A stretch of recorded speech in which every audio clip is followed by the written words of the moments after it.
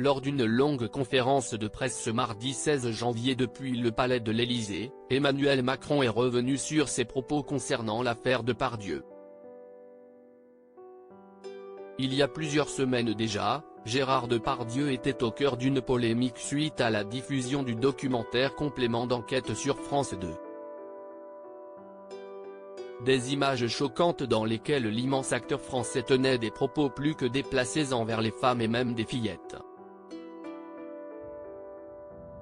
Depuis, une enquête a été ouverte. Des personnalités publiques ont tout de même affiché leur soutien, tandis que d'autres ont partagé leur dégoût sur les réseaux sociaux. Peu de temps après la diffusion du reportage, Emmanuel Macron était invité sur le plateau de C'est à vous pour répondre aux questions d'Anne-Elisabeth Lemoine. Sur France 5, il n'avait pas hésité à le défendre: « Je suis un grand admirateur de Gérard Depardieu.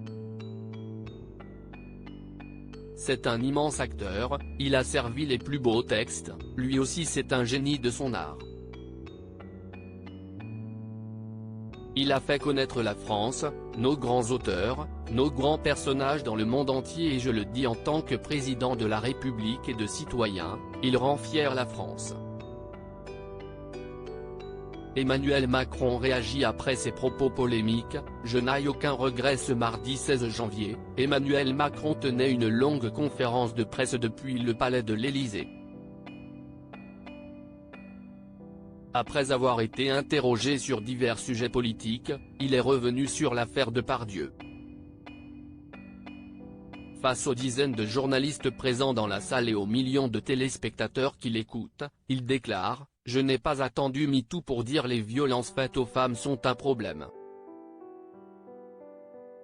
Et d'afficher à nouveau son soutien pour l'artiste: « Je n'ai aucun regret d'avoir défendu la présomption d'innocence pour une personnalité publique, un artiste en l'espèce, comme je l'ai fait pour des responsables politiques. » Emmanuel Macron nuance ses propos même s'il soutient encore Gérard Depardieu, dans la mesure où il bénéficie de la présomption d'innocence. Emmanuel Macron avoue avoir un regret.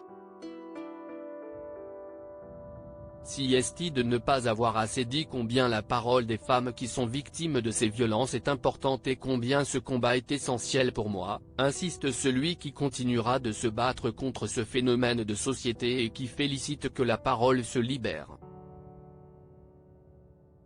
Notre rôle, si est de permettre à la justice de faire son travail. On protège les femmes qui sont menacées, et que là aussi, on ne le fasse pas en oubliant les principes constitutionnels qui sont les nôtres, dont la présomption d'innocence, a-t-il conclu.